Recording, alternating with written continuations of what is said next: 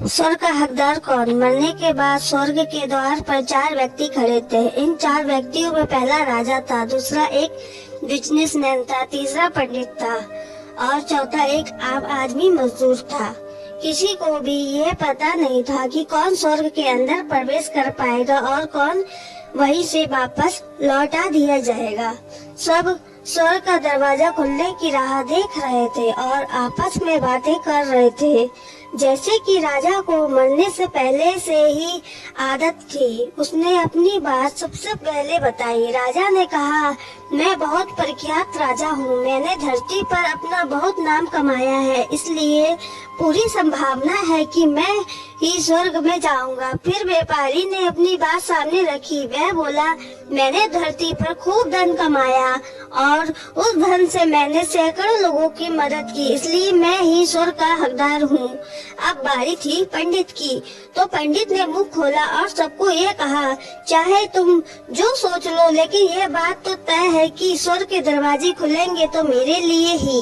सब जानते हैं कि पंडित दिन रात भगवान को याद करते हैं, इसलिए स्वाभाविक है कि स्वर्ग में पंडित का स्वागत किया जाए।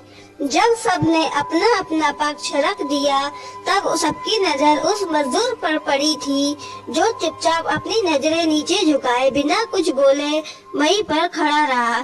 स्वर्ग का दरवाजा खुला और वहाँ पर एक देवदूत आकर खड़ा हो गया। देवदूत के हाथों में एक पुस्तक थी, जिसमें इन सभी के कर्मों के बारे में लिखा हुआ था।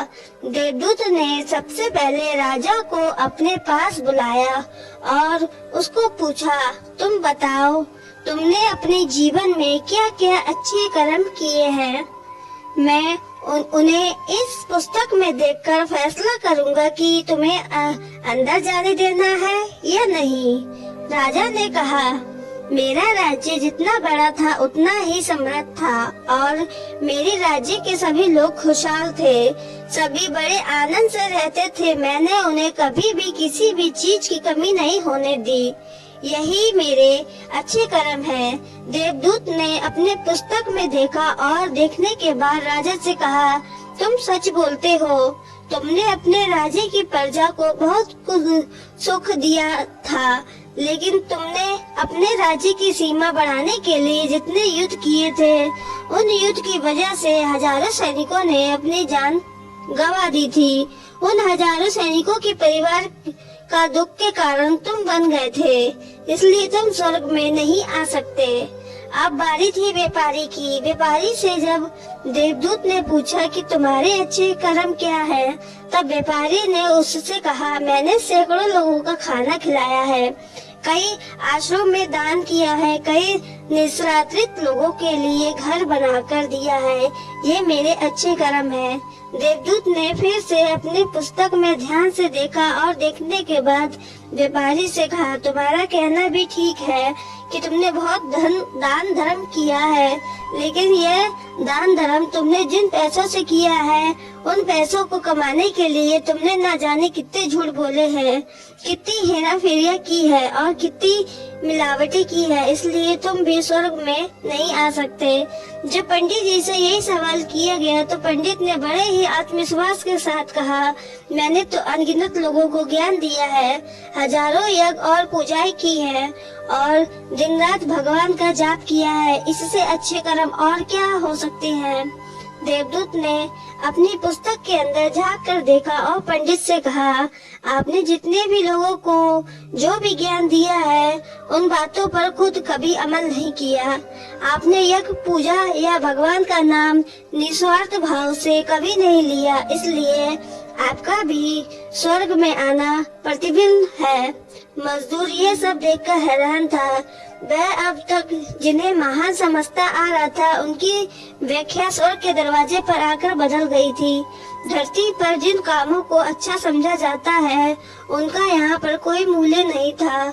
यमदूत ने जब इस मजदूर को अपने पास बुलाया और इससे पहले कि वह उससे उसके अच्छे कर्मों के बारे में पूछता, मजदूर बोल पड़ा, प्रभु, मैं जानता हूँ कि मैं भी स्वर्ग में आने के लायक नहीं हूँ, लेकिन मैं फिर भी एक बार बाहर से ही स्वर्ग को झांक कर देखना चाहता हूँ। बस इससे ज्यादा मेरी कोई और इच्छा नहीं है, क्योंकि ऐसी इच्छा पालने के लिए मैंने जीवन में कुछ भी नहीं किया है। मैं पूरा दिन मेहनत करता हूँ और जो भी पैसे कमाता उन्हें अपने परिवार के पालन पोषण में खर्च कर देता हूँ। इसलिए दान धर्म के लिए कुछ बचता ही नहीं। लोगों की भलाई में क्या सेवा करता, क्योंकि काम के बाद जो थोड़ा सा समय निकलता है उसको अपने ही बूढ़े माँ बाप की सेवा में बिता देता। और ये सब करने के बाद मैं कभी कभी मंदिर भी चला जाता और भगवान से जैसा भी मुझे दिया है उस जीवन के लिए धन्यवाद कहता। देवदूत ने अपनी पुस्तक में बड़े ध्यान से देखा और थोड़ी देर देखते ही रहा। फिर उसने मजदूर से पूछा कि तुम याद करके बताओ, तुमने कभी तो कोई अच्छा काम किया होगा। मजदूर ने थोड़ी देर सोचने के बाद बोला, हाँ मुझे थोड़ा थोड़ा याद है। एक बार मैं बहुत भूखा था और मैं खाना ही खाने बैठा कि एक बहुत ही कमजोर कुत्ता जो ठीक से चल भी नहीं पा रहा था वह मेरे पास आ गया और मेरे खाने को देखने लगा। तब मैंने अपनी रोटी उसे खिला दी थी और उस दिन मैं खुद भूखा सोया था। मजदूर के बात सुनने के बाद देवदूत मुस्कुराया और मजदूर को बड़े सम्मान से स्वर्ग के अंदर लेकर गया।